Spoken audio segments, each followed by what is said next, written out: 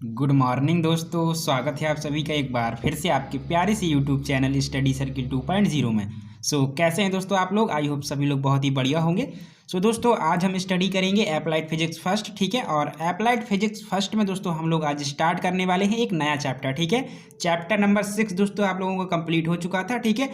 और आज दोस्तों हम स्टार्ट करेंगे आपका चैप्टर नंबर 7, ठीक है। चैप्टर नंबर 6 जो आपका है दोस्तों प्रॉपर्टीज ऑफ मैटर, यानी कि पदार्थों के गुण, वो टोटली कंप्लीट हो चुका था। और आज हम स्टार्ट करेंगे दोस्तों आपका चैप्टर नंबर 6 जो कि अप्लाइड फिजिक्स का है, ठीक है। और उसका नेम है दोस्तों हीट एंड थर्मोडायनेमिक्स, यानी कि ऊष्मा यानी कि हीट, ठीक है। और आपका ऊष्मा गतिकी, ठीक है। इस चैप्टर के बारे में दोस्तों आज हम क्या है स्टडी करने वाले हैं। बहुत ही इंपॉर्टेंट दोस्तों ये चैप्टर आप लोगों के एग्जाम के पॉइंट ऑफ व्यू से है, क्योंकि यहाँ से दोस्तों आपका 15 मार्क्स का यानी कि 15 नंबर का जो है आपका यहाँ से पूछा जाता है, ठीक है। जैसे हमने दोस्तों चैप्टर नंबर दोस्तों 6 पढ़ा था, ठीक है, प्रॉपर्टीज ऑफ मैटर, तो वहाँ भी बहुत इंपॉर्टेंट टॉपिक आपके थे। जैसे बर्नौलीज की थ्योरम हमने देखी थी, ठीक है, सततता का सिद्धांत देखा था। उसी तरीके से दोस्तों यहाँ पर भी आपके 3 से 4 ऐसे टॉपिक हैं इस चैप्टर से जो कि लॉन्ग क्वेश्चन में आने के चांसेस ज़्यादा बन जाते हैं, ठीक है ना। तो इस चैप्टर को बहुत अच्छे से पढ़ेंगे और दोस्तों आपके शॉर्ट क्वेश्चन भी यहाँ से पूछे जाते हैं, ठीक है। तो इस चैप्टर को बहुत ही अच्छी तरीके से बनाना है, ठीक है। और आप लोगों को क्या करना है दोस्तों, जो भी मैं थ्योरी बोलता हूँ वो आपको नोट भी करते जाना है, ठीक है। तो आपका जो हैंड रिटन नोट है वो भी कंप्लीट होता जाएगा, ठीक है। और जो इंपॉर्टेंट थ्योरी होगी वो मैं नोट भी करता जाऊँगा, तो उसको आप लोगों को नोट कर लेना है, ठीक है। चलिए, और अगर आपने अभी तक चैप्टर नंबर 6 के पहले, या मैं कहूँ आपने अप्लाइड फिजिक्स के जो भी चैप्टर 6 हो गए हैं आपके, वो अभी तक नहीं देखे हैं, ठीक है, तो उसके लिए आपको दोस्तों डिस्क्रिप्शन बॉक्स में लिंक दिया है, उस पर क्लिक कीजिए और जाकर के सारे वीडियोस वॉच कीजिए, ठीक है। अदर सब्जेक्ट के भी, चाहे अप्लाइड मैथमेटिक्स हो, इंजीनियरिंग ड्राइंग हो, ठीक है, या आपका अप्लाइड केमिस्ट्री हो, ठीक है, उन सभी की वीडियोस का जो लिंक है प्लेलिस्ट का वो आपको डिस्क्रिप्शन बॉक्स में मिल जाएगा इसी वीडियो के, ठीक है। तो उन पर क्लिक कीजिएगा और आप लोग सारे वीडियोस को वॉच कीजिए, ठीक है। और चैनल पर नए हैं तो चैनल को सब्सक्राइब भी कर सकते हैं। चलिए, तो दोस्तों हमें पढ़ना है हीट एंड थर्मोडायनेमिक्स, ठीक है। तो पहला टर्म तो हमारा यहाँ पर आ जाता है हीट, यानी कि ऊष्मा, राइट।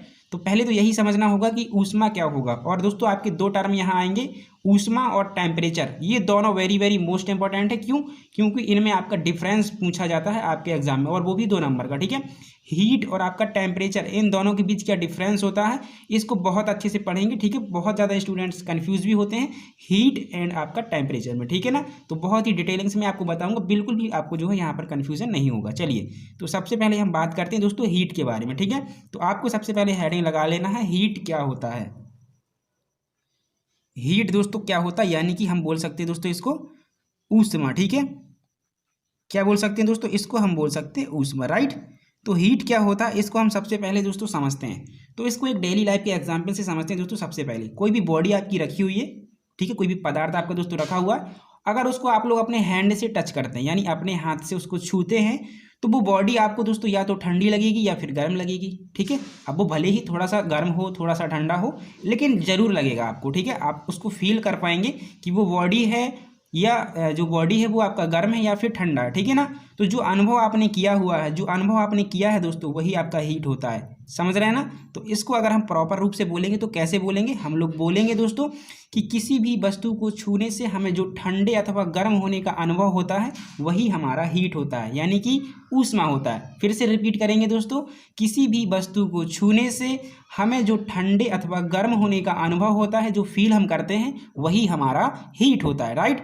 अगर कोई बॉडी है आप लोगों की इस तरीके से मान लीजिए रखा हुआ है, और अगर आप उसको टच करते हैं, ठीक है, और आपको लगता है कि ये क्या है, गर्म है आपका, ठीक है, क्या है, गर्म है। और अगर यही बॉडी मान लीजिए ठंडा होता, आपने टच किया और आपको लगता है कि ये तो ठंडा है, तो जो फील आप कर पा रहे हैं ठंडे अथवा गर्म होने का, ठीक है, यही आपका हीट होता है, ठीक है दोस्तों।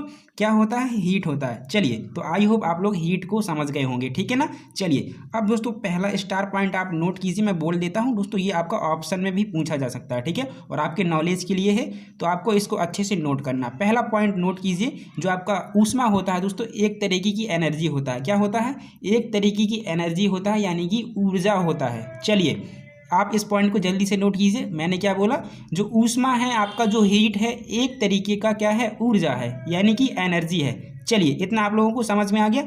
चलिए, दूसरा पॉइंट दोस्तों आप लोग नोट कीजिएगा कि जो आपका हीट होता है, यानी कि जो आपका ऊष्मा होता है, वो किसी भी पदार्थ के मॉलिक्यूल्स के काइनेटिक एनर्जी पर डिपेंड करता है। किस पर डिपेंड करता है, किसी भी अगर आपने मान लीजिए कोई आपने जैसे मान लीजिए लिक्विड ले लिया, तो लिक्विड के जो मॉलिक्यूल्स होंगे, ठीक है ना, तो उस लिक्विड के मॉलिक्यूल्स की जो काइनेटिक एनर्जी होगी, यानी कि जो गतिज ऊर्जा होगी, उस पर वो निर्भर करेगा। किस पर निर्भर करेगा? गतिज ऊर्जा पर। कौन निर्भर करेगा? हीट। ठीक है, किसी भी पदार्थ को आप ले लीजिए और अगर आप उसकी हीट देखना चाहते हैं तो वो किस पर डिपेंड करेगी? काइनेटिक एनर्जी पर डिपेंड करेगी, यानी कि गतिज ऊर्जा पर। ठीक है, काइनेटिक एनर्जी अगर आपकी मैक्सिमम होगी तो आपका हीट ज़्यादा होगा, अगर वो कम हो जाएगी तो आपका क्या हो जाएगा दोस्तों? वो बॉडी का हीट जो है कम हो जाएगा। ठीक है, तो ये पॉइंट आपको अच्छे से नोट कर लेना है। चलिए, ये था दूसरा पॉइंट।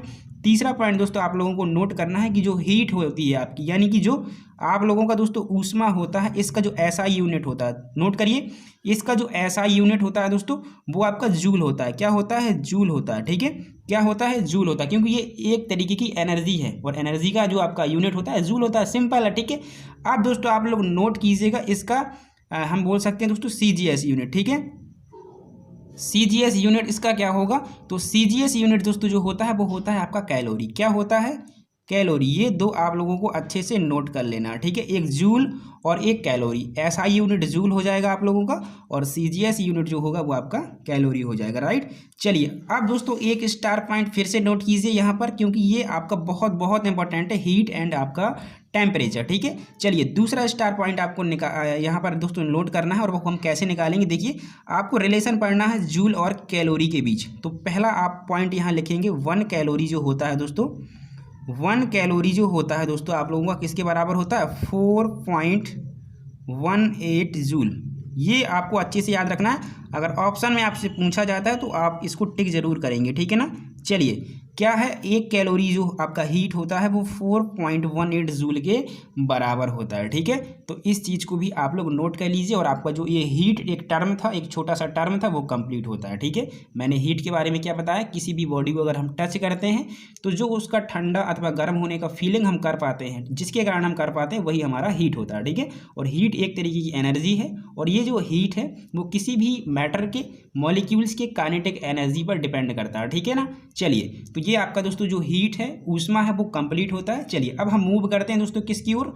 अपना टेम्परेचर की ओर। ये दूसरा टर्म आपका आता है दोस्तों टेम्परेचर। ठीक है, तो दूसरी हेडिंग अब आप लोगों को लगा लेनी है टेम्परेचर, यानी कि तापमान क्या होता है। ठीक है, अगर आपसे हीट और टेम्परेचर इन दो के बीच डिफरेंस पूछा जाता है तो आपको जो मैंने हीट में बोला है वो आपको लिख देना है। ठीक है, और ये सारी चीज़ें भी आप उसके साथ साथ नोट कर सकते हैं। ठीक है ना, इसके बाद टेम्परेचर जो भी बताऊंगा मैं, तो उस टेम्परेचर के बारे में जो भी पॉइंट्स नोट कराएं वो आप लोग लिख सकते हैं। ठीक है, तो यही दोनों के बीच डिफरेंस आपका हो जाएगा। चलिए, तो दूसरा दोस्तों आपका आता है तापमान। ठीक है, यानी कि आपका दोस्तों टेम्परेचर। ठीक है, तो टेम्परेचर क्या होता है? चलिए इसको हम लोग थोड़ा सा समझ लेते हैं। थोड़ा ही डिफरेंस है, बस यहाँ कंफ्यूज होते हैं स्टूडेंट। ठीक है, अब देखिए, मैंने हीट में आपको बताया था कि आप किसी भी बॉडी को छुएंगे तो या तो वो ठंडी होगी या फिर गर्म होगी। ठीक है, तो इसका जो अनुभव आपने किया वो आपका हीट होता है। लेकिन दोस्तों टेम्परेचर क्या होता है? जब आपने उस बॉडी को छुआ तो वो बॉडी कितनी गर्म थी, कितनी ठंडी थी, ये मेजरमेंट आप लोगों की दोस्तों टेम्परेचर होती है। ठीक है, क्या बोला मैंने? आपने किसी भी बॉडी को टच किया तो वो बॉडी आपकी ठंडी है अथवा गर्म है। ठीक है, और वो कितनी ठंडी है, कितनी गर्म है, ये आपका टेम्परेचर बताता है। ठीक है, ठंडी अथवा गर्म है तो वो हीट है, लेकिन वो कितना ठंडा है, कितना गर्म है, ये आप लोगों का टेम्परेचर होता है। ठीक है, तो इसको भी जल्दी से नोट कर लीजिए। मैंने क्या बोला? किसी भी वस्तु, किसी भी बॉडी के गर्म यानी कि आपका हॉट और ठंडा यानी कि कोल्ड होने की जो मेजरमेंट, जो माप होती है, वो आप लोगों का दोस्तों क्या होता है? टेम्परेचर होता है। ठीक है ना, समझ गए इतनी चीज़ को? अगर आपका वाटर है, ठीक है, और ये गर्म है, ठीक है, मान लीजिए ये कितना है? 40 डिग्री सी है। ठीक है, अब ये भी बताइए डिग्री सी क्या होता है, फ़ारेनहाइट, केल्विन, ये हम सारी चीज़ें बात करने वाले हैं। अभी टेम्परेचर स्केल भी पढ़ेंगे, वो भी आपके लिए बहुत इंपॉर्टेंट है और आपके सिलेबस में भी है, तो वहाँ आपको डिग्री सी, फ़ारेनहाइट, केल्विन, इन सभी के बारे में बताया जाएगा। ठीक है ना, तो ये 4 डिग्री सी आपका दोस्तों क्या है? टेम्परेचर है। ठीक है, क्या है? मेजरमेंट है आप लोगों की उस बॉडी की गर्माहट की, कि वो बॉडी कितनी आपकी गर्म है। ठीक है, समझ गए? अगर ये आपकी बॉडी गर्म है तो ये आप लोग टेम्परेचर में नोट कर लीजिएगा कि जो आपका टेम्परेचर होता है वो किसी भी बॉडी के ठंडे अथवा गर्म होने की मेजरमेंट यानी कि माप बताता है। ठीक है, वो बॉडी ठंडी अथवा गर्म तो होगी, लेकिन कितनी ठंडी है, कितनी गर्म है, ये आपका टेम्परेचर बताता है। ठीक है, तो ये आप लोगों को टेम्परेचर में नोट कर देना है। चलिए, इसके बाद दोस्तों आप लोग नोट कर लीजिएगा इसका जो यूनिट होगा। ठीक है, ऐसा यूनिट आप नोट करिए इसका जो ऐसा यूनिट होता है दोस्तों वो केल्विन होता है। क्या होता है? केल्विन। ठीक है, क्या होता है? केल्विन। इसको नोट कर लीजिए। और एक और होता है दोस्तों डिग्री सेल्सियस। ठीक है, क्या होता है? डिग्री सेंटीग्रेड मैंने लिख दिया। ठीक है, आप सेल्सियस भी लिख सकते हैं, पूरा नाम लिख लीजिए आप लोग, सेल्सियस, पूरा नाम सेल्सियस होता है, ठीक है। जो मैंने ये लिखा था ना डिग्री सेंटीग्रेड, यही होता है, ठीक है। तो ये दो यूनिट आप लोगों को याद करना है, एक केल्विन और दूसरा डिग्री सेंटीग्रेड, या आप लोग डिग्री सेल्सियस भी इसको बोल सकते हैं, ठीक है। शॉर्ट में हम लोग क्या करते हैं दोस्तों, इसको डिग्री सेंटीग्रेड लिखते हैं और फुल फॉर्म इसका होता है डिग्री सेल्सियस, ठीक है। चलिए, तो इतनी चीज़ आप लोगों को समझ में आ गई होगी, ठीक है दोस्तों। चलिए, अब दोस्तों आप लोगों को एक चीज़ याद रखनी है, मैंने आपका एक टर्म छोड़ दिया हीट में, वो आप थोड़ा सा नोट कर लीजिएगा। देखिए, हीट में एक टर्म आपको और नोट करना है दोस्तों। यहाँ पर क्या टर्म नोट करना है कि दोस्तों जो हीट का जो फ्लो होता है, ठीक है, जो हीट आपकी फ्लो होती है वो कहाँ से, high temperature to low temperature flow होती है, ठीक है। इसका कहने का मतलब क्या है, देखिए, अगर मान लीजिए आपका ये कोई लोहे का रॉड है और ये इस सिरा, जो ये आपका सिरा ए है, मान लीजिए कोई एज इसकी ए है, ठीक है, ये वाला लेफ्ट वाला, और ये राइट वाला है, ठीक है, ये आपका बी सिरा है। ये सपोज आपका 10 डिग्री सी गर्म है, कितना है 10 डिग्री सी अभी मान लेते हैं, और ये आपका 20 डिग्री सी गर्म है, ठीक है ना। तो दोस्तों जो आपका हीट का फ्लो होगा, जो ऊष्मा का फ्लो होगा, वो high temperature to low temperature, यानी कि दोस्तों आपका हम कह सकते हैं जो हीट जहाँ ज़्यादा होगी वहाँ से आपका क्या होगा, लो के साइड जाएगा, ठीक है। तो हाई आपका यहाँ पर है, लो यहाँ है, तो आपका 20 से आपका 10 की ओर जो है हीट फ्लो होगा। जहाँ टेम्परेचर ज़्यादा होगा, जहाँ टेम्परेचर कम होगा, तो हम देखेंगे कि जो आपका हीट का फ्लो हो रहा है वो दोस्तों कहाँ से कहाँ की ओर होगा, high to low, high temperature to low temperature, ठीक है। तो ये भी आप लोगों को अच्छे से नोट कर लेना, ठीक है। ये एक टर्म आपका छूट गया था हीट में, तो अब ये आप लोगों को नोट कर लेना, ठीक है। जो आपका हीट का ट्रांसफ़र होता है वो high temperature to low temperature होता है, ठीक है। मैंने अब इसको प्रॉपर तरीके से आप लोगों को बता दिया, ठीक है। चलिए, अब आपका दोस्तों आता है टेम्परेचर स्केल। क्या आता है, टेम्परेचर स्केल, ठीक है। तो इसको अच्छे से पढ़ना है। अगर आपके एग्जाम में टेम्परेचर स्केल बनाने के लिए आ जाती है तो आप प्रॉपर रूप से पूरी बना दीजिएगा और उनके बीच रिलेशन भी लिख दीजिए, ठीक है। अभी हम degree centigrade, Fahrenheit, kelvin, rumour, ये सारी चीज़ें पढ़ेंगे, तो उनके बीच एक रिलेशन भी आता है दोस्तों, और उस पर न्यूमेरिकल भी आपका पूछा जाता है और कई बार पूछा भी गया है, और वो भी ऑप्शनल में, ठीक है ना। तो उसको भी हम लोग अच्छे से पढ़ेंगे और पूरा स्केल भी हम अच्छे से आपको अभी जस्ट नोट करा देते हैं, तो उसको नोट कर लीजिए। पहले आप इतनी चीज़ें नोट कीजिए जो मैंने आप लोगों को बोली हुई हैं, ठीक है ना। तो करिए जल्दी से इसको नोट आप लोग। चलिए दोस्तों, अब दोस्तों आप लोग डाल लीजिएगा यहाँ पर temperature scale, right.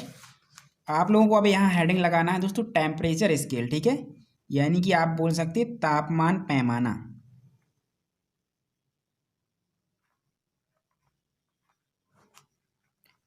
Temperature scale,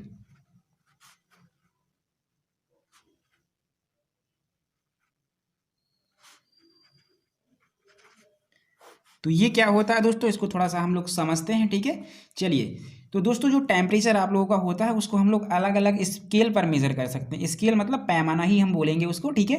तो दोस्तों इसके लिए हम लोग सेल्सियस का यूज़ करते हैं, फ़ारेनहाइट का यूज़ करते हैं, और र्यूमर भी होता है और एक केल्विन भी होता है, ठीक है। ये आपके क्या होता है, स्केल होते हैं जिनके द्वारा हम क्या कर सकते हैं, टेम्परेचर को मेजर कर सकते हैं, ठीक है ना। तो एक दोस्तों चार्ट आपको बनाना है, ठीक है, आपका जो टेम्परेचर स्केल है उससे रिलेटेड, ठीक है। तो मैं आप लोगों को एक चार्ट बनवाता हूँ दोस्तों। आपको सबसे पहले क्या करना है, यहाँ पर स्केल डालना है, ठीक है। स्केल यानी कि पैमाना आप यहाँ डाल लीजिए सबसे पहले तो, ठीक है। और ये चार्ट बहुत इंपॉर्टेंट है दोस्तों आप लोगों के लिए और आपके नॉलेज के लिए भी, और एग्जाम में भी ये आपका आ जाता है, ठीक है। इसकी भी जो रिलेशन आपका निकलता है उससे आपका न्यूमेरिकल आ जाता है कभी कभी, ठीक है ना। चलिए, तो यहाँ पैमाना डालेंगे यानी कि स्केल आप लोग डालेंगे, फिर यहाँ दूसरे में आप दोस्तों डालेंगे सिंबल यानी कि संकेत, ठीक है, ये आप लोग डालेंगे। इसके बाद आगे आपको डालना है दोस्तों हिमांक, यानी कि वो कितने पर जमेगा, ठीक है ना। हिमांक के बाद आप डालेंगे दोस्तों यहाँ पर आप डाल सकते हैं भाप बिंदु यानी कि उबलना, क्या डाल सकते हैं आप लोग, भाप बिंदु, ठीक है ना।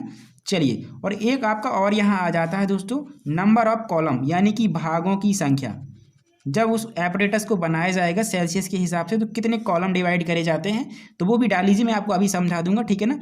भागों की संख्या, भागों की संख्या ये आपको डाल लेना, ठीक है। तो दोस्तों पहला जो पैमाना आपका आता है वो होता है सेल्सियस, उसे हम क्या कहते हैं, सेल्सियस कहते हैं, ठीक है। अंग्रेजी में भी हमारा सेल्सियस ही होगा, ठीक है, सेल्सियस, ठीक है। चलिए, और दूसरा दोस्तों आप लोगों का आता है फ़ारेनहाइट, अभी सब नोट कर लीजिए आप लोग, फ़ारेनहाइट, ठीक है। इसके बाद दोस्तों आप लोगों का आता है, ये दूसरा हो गया, ठीक है, ये आपका पहला हो गया, ये दूसरा हो गया। तीसरा नोट कीजिए आप लोग र्यूमर, र्यूमर, ठीक है। चौथा दोस्तों आप लोग नोट कीजिए केल्विन, ये 4 होते हैं आप लोगों के स्केल जिस पर हम टेम्परेचर को मेजर करते हैं, ठीक है ना। चलिए इनके सिंबल आप याद कर लीजिए। जो सेल्सियस होता है दोस्तों उसको हम डिग्री सी से ऐसे लिखते हैं, ठीक है, आपने देखा भी होगा। और इसको हम डिग्री एफ से लिखेंगे, और जो र्यूमर है उसको डिग्री आर ई से लिखेंगे, और जो केल्विन है उसे के से लिखेंगे। इस पर डिग्री नहीं लगा होता है, ठीक है, इसको थोड़ा सा आप लोग याद रखेंगे। चलिए अब ये एक आता है हिमांक और एक आता है आपका भाप बिंदु, ठीक है ना, यानी वो कितने पर बॉयल करने लगता है, ठीक है। चलिए तो दोस्तों अगर हम डिग्री सी में टेम्परेचर को ले रहे हैं तो हमें पता है कितने पर जो वो जमता कितने पर, हमें पता है 0 डिग्री सी पर, ठीक है। कितने पर जमता, 0 डिग्री सी पर। और उबलता कितने पर है, अगर हम वाटर की बात करें तो 100 डिग्री सी पर, ठीक है ना। अब इसी को दोस्तों अगर फ़ारेनहाइट में लिया जाएगा तो ये जो आपका 0 डिग्री सी है ये आपका 32 फ़ारेनहाइट होता है। कितना होता है, 32 फ़ारेनहाइट, ये आपको याद रखना है, ठीक है। और अगर यही उबलेगा फ़ारेनहाइट की स्केल में, ठीक है, वैसे अगर आप सेल्सियस में लेंगे तो 100 ही रहेगा, लेकिन अगर इसी को फ़ारेनहाइट में लेंगे तो ये आपका दोस्तों कितना होता है, 212 होता है। कितना होता है, 212 फ़ारेनहाइट, ठीक है। ये थोड़ा सा नोट करना पड़ेगा आप लोगों को। जैसे आपको पता है कि जो जल होता है 0 डिग्री सी पर जम जाता है, 100 डिग्री सी पर उबलने लगता है, और इसी का अगर मेजरमेंट हम दोस्तों फ़ारेनहाइट में देखें तो ये 32 होगा, यहाँ 212 होगा, ठीक है। इसी तरीके से र्यूमर का आप नोट कीजिए, इसका भी 0 होता है, इसका 0 है तो इसमें भी ये 0 होगा दोस्तों। कितना होगा, 0 र्यूमर, ठीक है ना। और इसका जो आपका भाप बिंदु होगा, ठीक है, जो बॉइलिंग पॉइंट होगा आप लोगों का वो 80 होता है, ठीक है। कितना होता है दोस्तों, 80 होता है। तो ये थोड़ा सा नोट कर लीजिए, ये आपको याद करना पड़ेगा, और 1 से 2 बार पढ़ेंगे तो आपको ईजिली ये याद भी हो जाएगा, ठीक है। अब देखिए केल्विन का, तो केल्विन का आपका होता है दोस्तों 273.15 यानी 15, ठीक है, केल्विन, ठीक है। ये हो गया इसका हिमांक, ठीक है, ये इसका हिमांक हो गया। अब आप लोगों को दोस्तों यहाँ पर नोट करना भाप बिंदु, तो भाप बिंदु 100 ऐड कर देते हैं, यानी कि यहाँ से हो जाएगा 200 से 373, ठीक है, 0.15 केल्विन, ठीक है ना। तो ये आप लोगों को याद करना है अच्छी से। सेल्सियस में हिमांक रहेगा 0 और भाप बिंदु रहेगा 100, फ़ारेनहाइट में 32 212, ठीक है, र्यूमर में 080 रहेगा, इसमें कितना रहेगा 273.15 केल्विन और 373.15 केल्विन, ठीक है ना। चलिए अब दोस्तों जब ये इंस्ट्रूमेंट बनाया जाता है तो इसमें कुछ कॉलम की संख्या रखी जाती है, ये थोड़ा सा आपको याद रखना है, ठीक है ना। चलिए, और कॉलम की संख्या भी आप बहुत ईजिली निकाल लेंगे। मैं अभी आपको एक ट्रिक बताता हूँ, देखना कैसे। दोस्तों आपकी जब भागों की संख्या सेल्सियस के लिए रखी जाती है, जब सेल्सियस एपरेटस बनाया जाता है तो उसमें आपके जो सेल्सियस कॉलम बनाए जाते हैं, खाने बनाए जाते हैं, यानी भाग जो है बनाए जाते हैं, तो कितने बनाए जाते हैं दोस्तों, वो आपके बनाए जाते हैं 100। कितने, 100। कैसे, आपको देख रहा है 0 डिग्री सी और 100 डिग्री सी के बीच डिफरेंस कितना का, आपका 100 का, तो यहाँ कितने आ जाएंगे, आपके 100 कॉलम आ जाएंगे, ठीक है ना। चलिए इसके बाद आप फ़ारेनहाइट में देखेंगे तो 32 और आपका 212 यानी कि 212, इसके बीच आपका दोस्तों डिफरेंस कितने का मिलेगा, देखिए यहाँ पर आपको मिलेगा दोस्तों 180 का।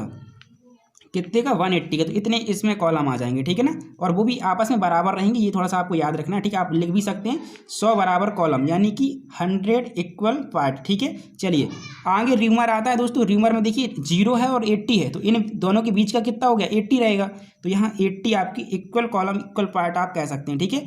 इसी तरीके से केल्विन में अगर आप देखेंगे दोस्तों तो यहाँ हमने देखा था 273 था, ऐड कितना करा था 100, तो 373 आ गया था, यानी दोनों के बीच का डिफरेंस आपका 100 रहेगा। तो इसमें भी कॉलम आपके कितने रहते हैं, 100 रहते हैं, ठीक है।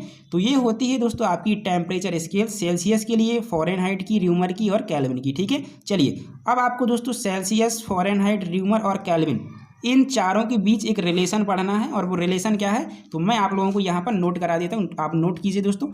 अब दोस्तों आप लोगों को सभी स्केल के बीच एक जो है रिलेशन पढ़ना है, ठीक है ना। जो हमने सेल्सियस देखा, फ़ारेनहाइट देखा, केल्विन देखा और र्यूमर देखा, ठीक है, इनके बीच हमें एक रिलेशन पढ़ना है दोस्तों, जिस पर आपका क्वेश्चन पूछा जाता है आपके एग्जाम में, ठीक है।